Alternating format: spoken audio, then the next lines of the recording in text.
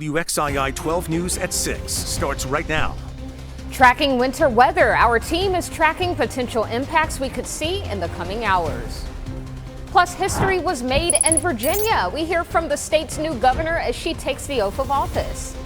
And walking for peace, Buddhist monks are inching closer to the Triad, where they are heading next and how you can track their journey. But first, we begin with a live look over Beach Mountain Resort, courtesy of resortcams.com. There's still a lot of people out hitting the slopes at this hour, and it sounds like it's a good weekend to do so. Meteorologist Dave Aiken joins us now. Dave, we know that some of that is artificial snow, but could we see the real thing?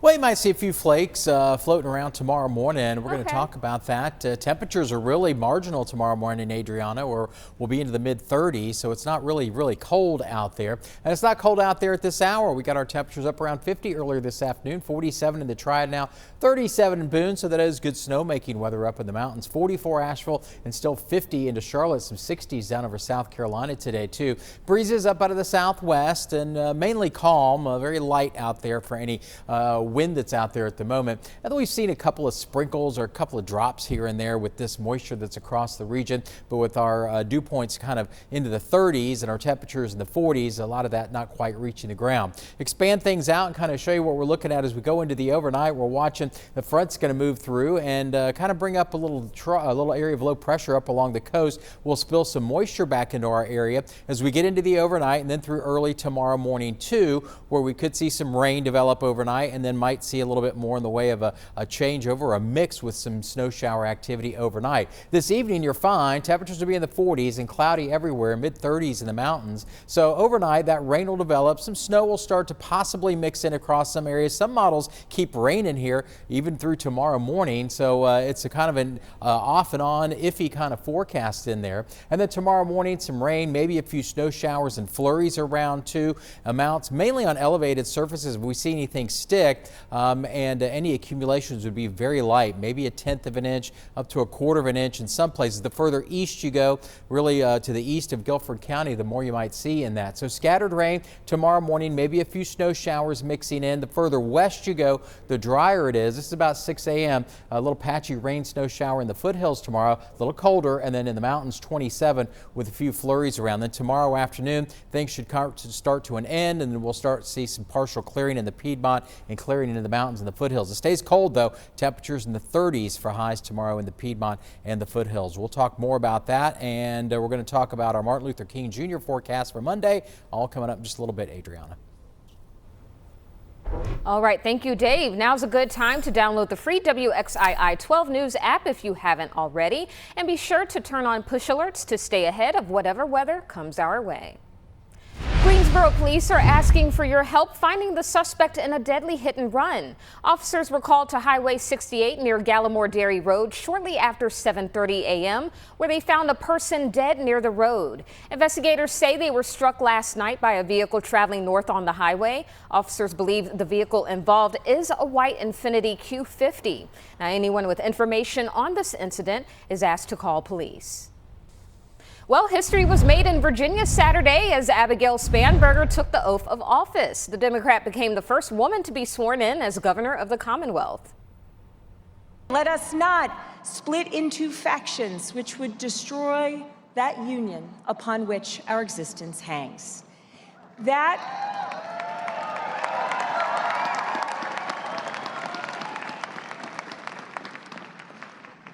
was the challenge Governor Henry put to Virginia at the close of the 18th century, and it is the charge we must answer again today. During her inauguration speech, Spanberger said the historical moment was not lost on her. She previously served as a congresswoman, and she is also a former CIA officer.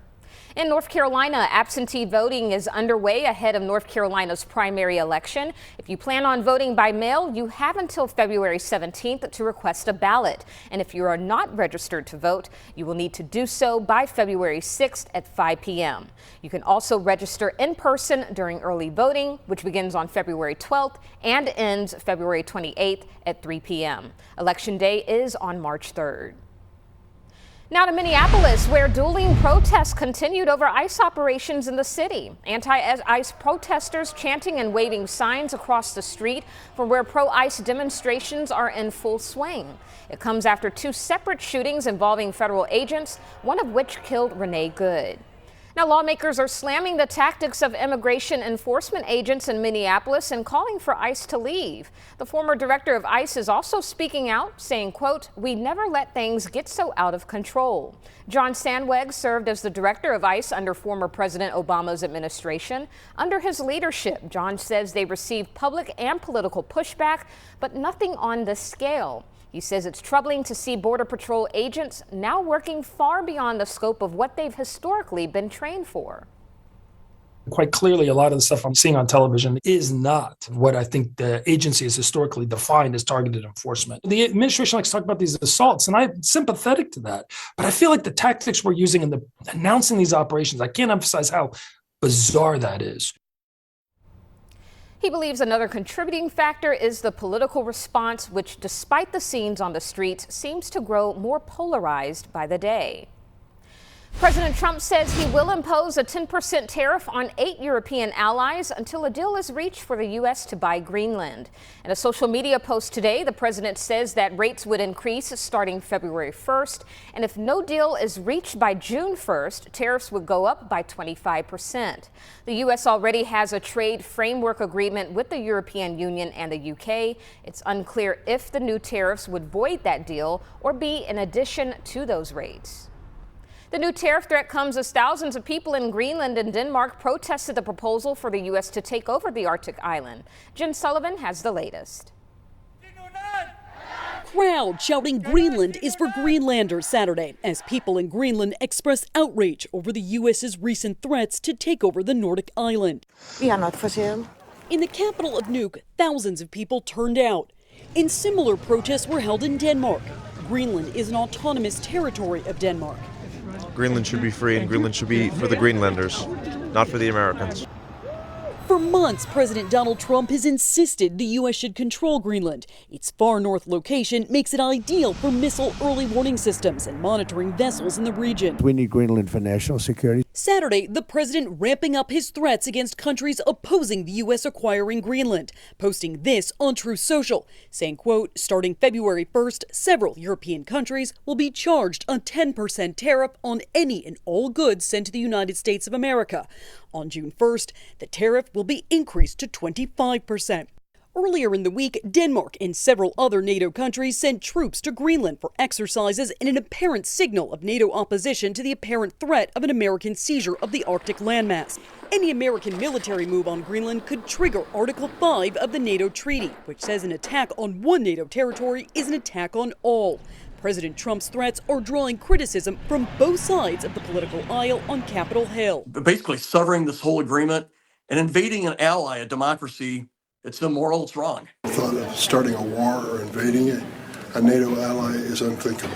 It's also an unpopular opinion among Americans, according to a new CNN poll. The survey shows that 75% oppose the U.S. attempting to take control of Greenland. Jen Sullivan, WXII 12 News. In other news, the FAA has issued a warning for U.S. airlines and pilots flying near Central and South America. Security advisories from the FAA were issued yesterday. They say that aircraft should use caution while flying in the area due to military activity and possible interference with global navigation satellite systems, or GNSS. The advisories will remain in place through March 17th. Well, time is running out to get a real ID before the TSA will begin charging travelers without one. Now, starting February 1st, flyers without a real ID or other acceptable forms of identification like a passport will have to pay a $45 fee. That money will be used to cover the cost for Confirm ID, which is an alternative identify verification system. Travelers will need to go online and pay the fee before going to the airport. Anticipation is on the rise as the Buddhist monks make their way into the Triad on their walk for peace. Today is day 84 of their 120-day journey from Texas to Washington, D.C. The group stopped in Linwood for the night, which is just south of Lexington and Davidson County. Earlier today, the group visited the Transportation Museum in Spencer. While speaking to the crowd, the monks continued sharing their message of mindfulness, peace, and compassion. Those who traveled to hear their message say this is an experience they will never forget. I've been watching the monks on Facebook. I've been following them, and they're very inspirational, and I just want to be a little closer to experience that peace.